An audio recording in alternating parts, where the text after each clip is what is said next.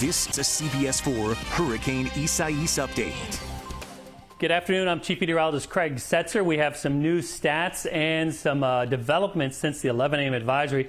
If you called us at 1 o'clock, we talked about what was going on with the system, the hurricane, that may be a shift in the short term and what its implications are as far as South Florida is concerned. When I say South Florida, I mean Miami-Dade and Broward. I know a lot of folks in Palm Beach County think of themselves as South Florida as well, but really I'm talking to our viewing area, which is Miami-Dade, Broward, and of course the Keys. Here's the 2 o'clock position.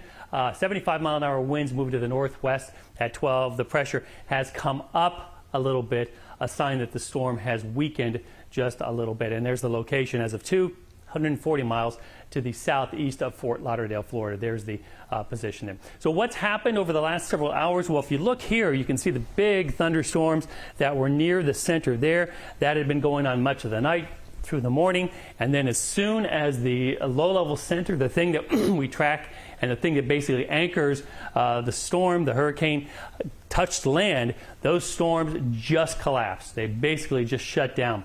So one thing that indicates to us is that it's a fragile tropical system. It's not one of these robust ones that any encounter with land, it holds on. And the reason it appears to be fragile is because it has a lot of southwesterly wind shear blowing against it. And also, it has dry air blowing against it. So unless it has the support of warm ocean water underneath of it, it just can't maintain the bigger thunderstorms on top of that low-level center. That's important because when it doesn't have those thunderstorms over it, it tends to weaken. Not quickly, but it tends to weaken. It can't maintain its intensity without thunderstorms over it. So one of the things we're going to be watching as we go through the afternoon is, are these thunderstorms going to reappear? And if they do, then we would expect the intensity to level off and maintain its intensity. It's just barely a hurricane now. I wouldn't be surprised if it slowly weakens this afternoon, unless we get more thunderstorms over it, into strong tropical storm territory.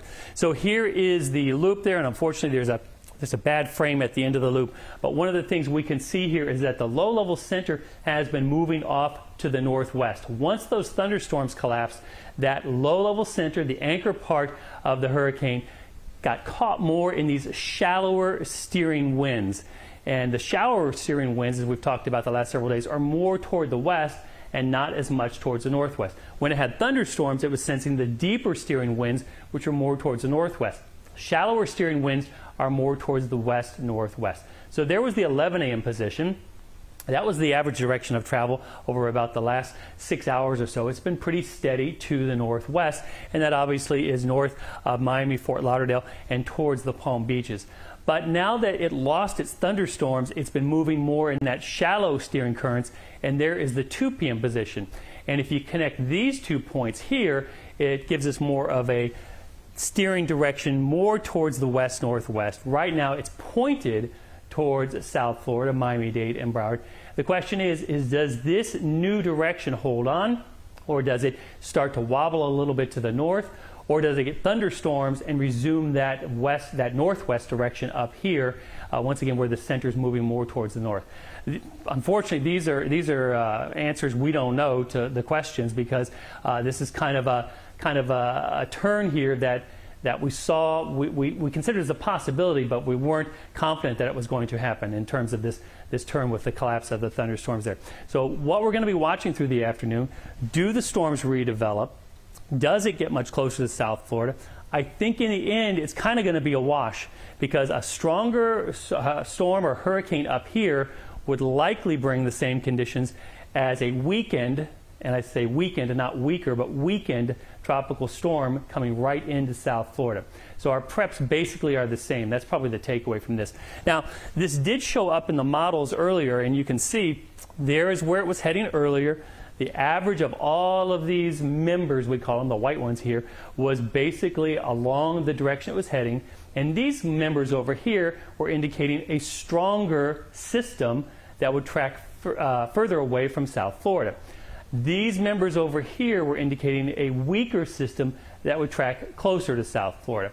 And it looks like, based on our new position here, that for the moment, these members over here are in play. Now, I think the takeaway is, am I panicked by this? No. From a meteorological point of view, it's fascinating. from a preparations point of view, it doesn't change my thinking. I am still preparing for a tropical storm here in South Florida, which means power outages. It means strong winds and blowing down palm fronds, branches, things on the road, making things a mess. And of course, the consideration when you have a strong tropical storm is for things blowing around, so you want to secure any loose objects and stuff like that. Now, as you can see, here comes a pretty good squall coming in. This is going to contain some wind gusts over 40 miles an hour, tropical storm force winds.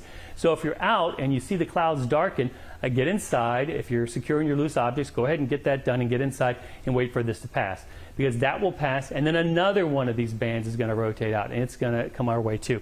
We are now basically in radar range here of the circulation there, and so we'll be watching for thunderstorms to develop. We'll be watching that very closely as we go through the afternoon. Of course, if there's anything that's surprising to me, we'll break in and let you know, and of course I'll let you know, because basically I'm the type of meteorologist that just puts it all on the table. I want you to know all the facts, so you know what we're dealing with, what doesn't look right, what looks suspicious, things like that. Once again, not panicking. We're just continuing what we've been talking about since early in the week, which was preparing for a tropical storm, and that's what we're doing. Of course, we'll keep you up to date with any changes at all. We'll cut in and keep you up to date. We'll see you again at 3 o'clock with another update, just kind of letting everybody know what's going on, where it's going, and how things are going. So stay tuned, and we'll keep you up to date.